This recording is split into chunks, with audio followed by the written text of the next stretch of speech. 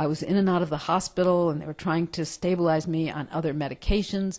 I could no longer work. My life just was in a downward spiral.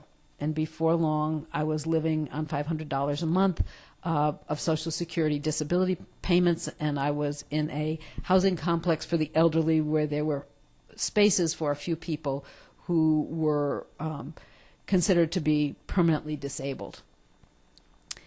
And I was very, very discouraged, very, very discouraged. I felt like my life was over. And it was at that time that I said to my psychiatrist, how do people with these kinds of symptoms get by on a day-to-day basis? And he said, I'll get you that information for next time. So I really looked forward to that next visit. And he was hoping that in my confusion, I think, in my having these difficult symptoms, I'd forget about it. But I hadn't forgotten about it.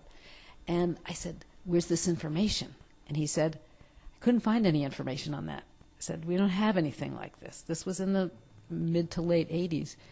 And he said, we don't have that kind of information. We have information on medication. We have information on restraint. We have information on hospital programs.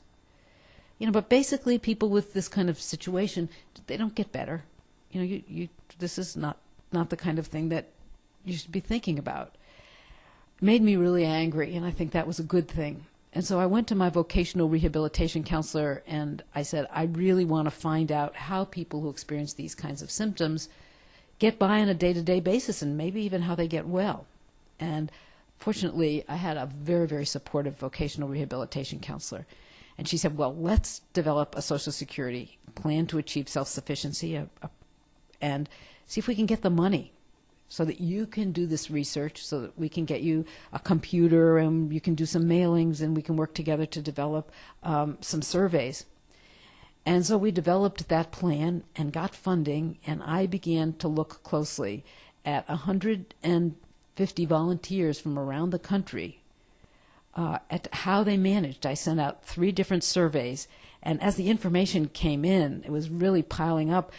I didn't really do the research in the way that some people suggested, that I just ask questions and then people check off 5, 4, 3, 2, 1 or yes or no.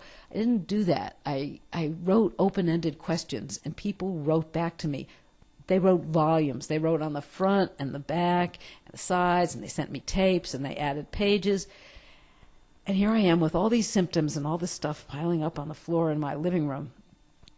And so a little bit each day, I just committed myself to a little bit each day. I started inputting it in the computer. And I really liked what I was finding and began incorporating some of this into my own life and was starting to get better and better. And the more I did and the better I felt, the more I felt like I should be doing something with this information.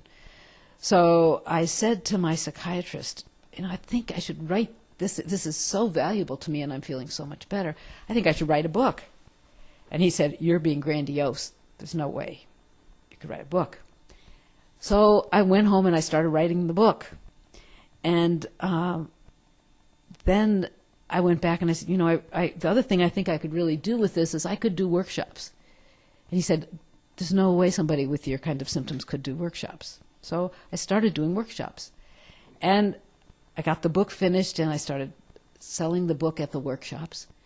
And I was doing better and better. And building support systems for myself, learning how to eat right, getting good medical checkups so that I got a thyroid disorder fixed. I was making sure I got lots of light. All kinds of things were changing, and my family and friends were profoundly affected by the change they were seeing in me. So I took that little first book that I developed that was really doing very well and affecting lots of people's lives, and I sent it out to some publishers, and I told some people I did that, and they said, you don't do that kind of thing. You have to have an agent. You have to go through processes. But one of those companies called me back and said, we want to publish your book. And that, along with the publishing of that first book and going to a conference and presenting, were really opened the doors for me. And this work has just grown since then. And my wellness has gotten better and better and better. And now I have written 12 books. We have a curriculum based on this. We have people teaching it all over the country and all over the world in mental health centers. selling thousands and thousands of books all the time. People who are interested in how they can learn themselves, how they can help themselves to be well. And we're seeing more and more and more people who are taking responsibility for their own wellness and getting on with their lives. So I hope this has been helpful to you and will support you, remembering what I've said, as you work on mental health recovery and on developing a wellness recovery action plan.